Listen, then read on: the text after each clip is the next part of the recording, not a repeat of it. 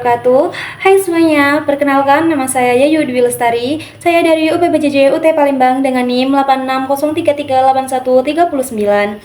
Kali ini saya akan menjelaskan tentang hubungan antara ilmu filsafat dan ilmu pendidikan dan kenapa ilmu filsafat sangat berpengaruh penting terhadap ilmu pendidikan. Mari kita simak penjelasan dari saya. Jadi yang pertama saya akan menjelaskan tentang mengapa ilmu filsafat itu dapat menguatkan dan mengamati ilmu pendidikan. Jadi begini, ilmu filsafat itu ibarat pondasi dasarnya. Dia nanya hal-hal mendasar kayak sebenarnya pendidikan itu apa sih? Bisa disebut ilmu atau enggak? Dasarnya apa?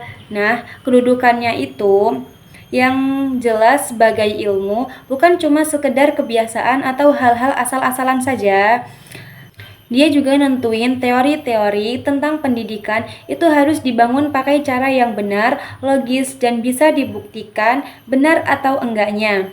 Jadi ilmu pendidikan itu jadi kokoh dan sah sebagai sebuah ilmu. Terus filsafat juga harus ngasih arah kalau pendidikan itu bukan cuma bikin orang pintar otaknya, tapi juga harus bikin orang punya nilai etika dan jadi manusia yang baik.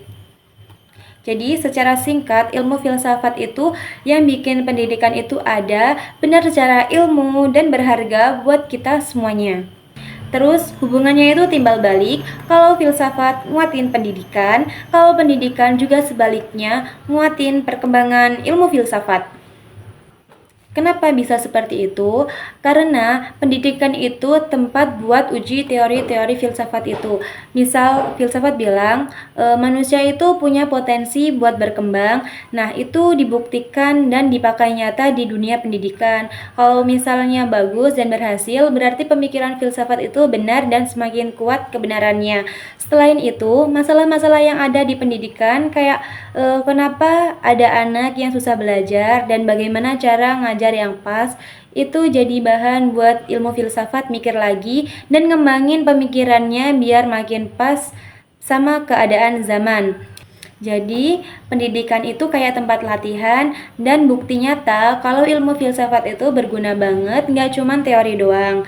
Nah, yang selanjutnya, kenapa sih ilmu filsafat ada yang bilang kayak pisau yang tajam buat bedah masalah pendidikan? Ibarat gini, kalau ada masalah di pendidikan, ilmu filsafat itu bisa ngelupas masalahnya sampai ke akar-akarnya dengan pakai 3 cara. Yang pertama, dia tanya, apa sih hakikatnya? Misal kalau ada anak susah diajar, kita jadi mikir, emang kita udah anggap anak itu makhluk yang aktif dan cuma tempat kosong aja, itu beda banget solusinya. Nah, yang kedua, cara kita mengajar, kita cara menyusun pelajaran, apa udah pas cara kerjanya atau belum.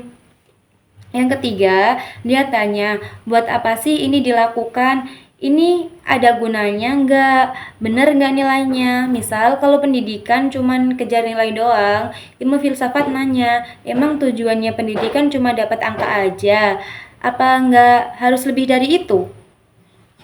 Karena dia mengelupas masalah dari sisi dasar, cara kerja sampai tujuannya, maka dibilang pisau analisis yang paling pas buat nyelesain masalah pendidikan.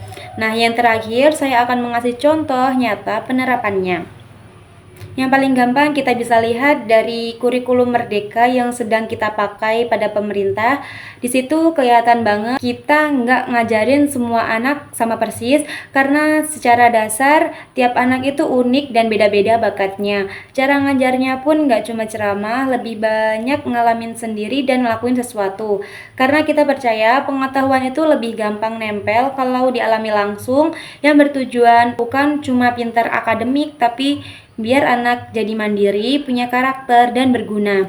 Nah, semuanya itu tuh sebenarnya adalah penerapan langsung dari pemikiran filsafat tadi. Nah, di kelas juga sama.